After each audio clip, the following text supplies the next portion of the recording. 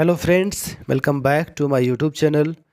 अगर आप चैनल पे नए हैं तो चैनल को सब्सक्राइब कर लीजिए ताकि आपको जितनी भी अपडेट्स आएंगी आपको सबसे पहले मिल जाएगा।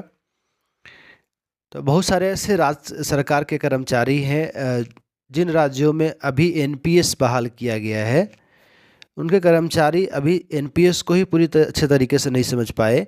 अवेयरनेस की बहुत कमी है। हालांकि जो है बहुत सारे स्टेट्स ऐसे हैं जिन्हें कर्मचारी इतने अवेयर हैं कि हर दिन कुछ न कुछ अपने तरफ से संघर्षरत हैं कि ओपीएस किसी भी तरीके से सरकार मान ले। सरकार के प्रति जो है अनुरोध करते हैं, हर तरीके से अपनी जो रिक्वेस्ट दिखाते हैं सरकार को कि आप साहब सुन लीजिए। कर्मचारियों के आत्मसम्मान की बात है। कर्मचारी अंततः आपके लिए है, सरकार के लिए है। सरकार को सुनना चाहिए, कर्मचारियों की बात को कंसीडर करना चाहिए। तो आज हम लोग एक छोटा सा कंपैरिजन करेंगे। ओपीएस, एनपीएस, यूपीएस जैसे डेवलपमेंट हुई। पहले ओपीएस, उसके बाद 4 के बाद इसको एबॉलिश कर दिया गया कि भाई 4 के बाद जितने कर्मचारी आएंगे उनको एनपीएस के तहत रखा जाएगा। और अब जो है जो प्रेफरेंस आ गया है कि भाई आप जो है एनपीएस से यूपीएस में भी जा सकते हैं, और या तो आप जो है एज इट इज़ एनपीएस में बने रह सकते हैं। तो ये जो मामला है कि 1 अप्रैल से पहले आप अपने डिसीजन सुनिश्चित कर लीजिए। ये डेडलाइन दे दिया गया है कि 1-2 महीने की बात है, इसमें आप सोच विचार लीजिए कि आपको एनपीएस में रहना है कि यूपीएस में जाना है। सर्विस लेंथ के अनुसार बहुत सारे ऐसे कर्मी हैं जो सोच रहे हैं कि एनपीएस में बहुत कम जो है एन्युटी मिल रहा है मुझे पेंशन के रूप में, तो यूपीएस में शिफ्ट करें। तो आप जो है उससे पहले एक बार विचार कर लें कि कौन सी ऐसी चीज़ें हैं जो आपको यूपीएस में शिफ्ट करने के लिए मोटिवेट कर रही है। तो उसके रिगार्डिंग पहला चीज़ लेते हैं पेंशन। ओपीएस में अंतिम मूल वेतन का 50% प्लस महंगाई भत्ता 50% मिलता था ओल्ड पेंशन स्कीम में। उसके साथ में उस समय का डियरनेस रिलीफ मिलता था। एनपीएस में जो है इस पेंशन की बात नहीं की गई थी। इसमें कहा गया था कि आपका जो एन्युटी मिलेगा, आपका जितने भी 5 एन्युटीज में लगा हुआ है उस पे जो आपका रिटर्न आएगा वही आपको पैसा मिलेगा। और यूपीएस में जो नई यूनिफाइड पेंशन स्कीम आई है उसमें कहा गया कि साहब हम आपको एश्योर्ड पेंशन देंगे, लेकिन उसमें टर्म कंडीशन है कि आपकी जो लास्ट 1 साल की जो एवरेज बेसिक पेमेंट होगा उसका 50%। और उसके बाद इसमें टाइमलाइन दे दिया गया कि आपकी जो है सर्विस लेंथ कम से कम 10 साल होनी चाहिए और 25 साल के बीच होना चाहिए। 25 साल अगर आप कंप्लीट करते हैं तो आपका पूरा 50% आपको पेंशन के रूप में मिल जाएगा। और 25 साल से कम है और 10 साल से ऊपर है तो आपको प्रोपोर्शन के हिसाब से आपकी जो यूपीएस में कटौतियाँ होंगी उसके हिसाब से आपको अनुपातिक पेंशन मिलेगा। दूसरी चीज़ है पेंशन के लिए कर्मचारियों की ओर से भुगतान।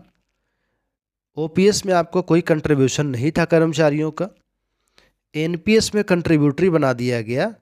10% कर्मचारियों का कंट्रीब्यूशन जो है उनके बेसिक प्लस डीए का जो 10% है उसको लिया जाने लगा। और नई जो यूपीएस व्यवस्था में भी आपको 10% लेने की बात की गई है। सरकार का योगदान क्या था? पूरा व्यय जो है सरकार वहन करती थी पुराने पेंशन योजना में। और जो है इस एनपीएस में है पहले 10% था और उसके बाद जो है 2019 के बाद 4% बढ़ा दिया, तो 14% सरकार योगदान देने लगी। और यूपीएस में 10% के अलावा 8.5% पूल कॉर्पस में सरकार देती है। ये जो 8.5% ये सरकार के लिए है, आपको जो है डियरनेस रिलीफ को एडजस्ट करने के लिए है। आपकी इसमें 8.5% में कर्मचारियों की कोई अंश नहीं है, इंडिविजुअल कॉर्पस में ऐड नहीं होगा।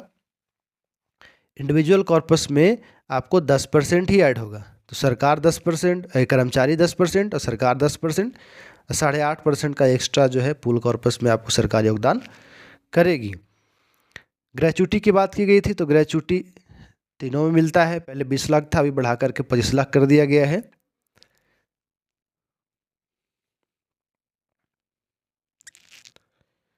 उसके बाद चलते हैं आपको जो है कम्यूटेशन की बात की गई तो जीपीएफ में जो फंड जमा होता था उसके आधार पे आपको कम्यूटेशन होता था। और एनपीएस में 60% तक आप निकाल सकते हैं। और यूपीएस में विड्रावल का अभी कोई इसमें जिक्र नहीं है। जीपीएफ ओल्ड पेंशन स्कीम में हाँ, इसमें नहीं है, कंट्रीब्यूटरी जो बना दिया गया। तो मुद्रास्फीति सूचकांक, जैसे महंगाई को काउंटर करने के लिए ओल्ड पेंशन स्कीम में प्रावधान था कि वर्ष में 2 बार रिवीजन होता था महंगाई भत्ता में, तो पेंशन में भी वृद्धि होती थी महंगाई को काउंटर करने के लिए, ताकि जो है पेंशनर्स की क्रय शक्ति ना घटे। एनपीएस में कहा गया है कि मार्केट लिंक्ड जो रिटर्न आपको देंगे। यूपीएस में जितने औद्योगिक श्रमिक हैं उनके लिए all India consumer price index के सूचकांक पे आपको जो है बढ़ोतरी हो सकती है। योगदान राशि की निकासी, वर्ष में एक बार निकासी की जा सकती थी ओल्ड पेंशन स्कीम में। एनपीएस में नहीं निकाल सकते हैं, यूपीएस में नहीं निकाल सकते हैं। और लमसम अमाउंट की बात की गई थी तो आपकी जो है ओल्ड पेंशन स्कीम में लमसम के बात नहीं की गई थी और एनपीएस में भी लमसम अमाउंट नहीं था। लेकिन यहाँ पे यूपीएस में प्रलोभन देने के लिए सरकार ने लमसम अमाउंट का जिक्र कर दिया है। और ये लमसम अमाउंट बहुत ज़्यादा नहीं होगा। आपकी अगर 60,000 वेतन है, 60,000 अगर बेसिक और डीए का बन रहा है तो 60,000 का 10% मान लीजिए 6,000 हो गया। और अगर 20 साल सर्विस है तो 40 से गुना कर देंगे, यानी आपका जो है 2,40,000 रुपये आपको लमसम अमाउंट के रूप में मिलेगा। इस प्रोपोर्शन में आप देख लेंगे कि आपकी जो है कितनी बन रही है। डीए प्लस बेसिक उसके अनुसार आपको जो है 10% और सर्विस लेंथ का जो है 6 महीने का एक करके यूनिट उसको दुगना कर देंगे। तो ये जो कंपैरिजन करने का मतलब है कि आपके अंदर जो है अवेयरनेस बढ़े। बहुत से ऐसे कर्मचारी हैं जो इसके बारे में जो है महारत हासिल रखते हैं, उनकी जो है पूरी अच्छी नॉलेज है। अगर वीडियोस में कोई कहीं भी अगर आपको कमी लग रही हो, कोई पार्ट्स अगर छूट रहा हो तो आप जो है काइंडली कमेंट करें। और अगर वीडियोज अच्छी लगी हो तो अपने दोस्तों के साथ शेयर करें। और हमें आपकी प्रतिक्रिया की प्रतीक्षा होती है। तो अभी के लिए इतना ही, मिलते हैं अगले वीडियो में। तब तक के लिए आप अपना ख्याल रखिए।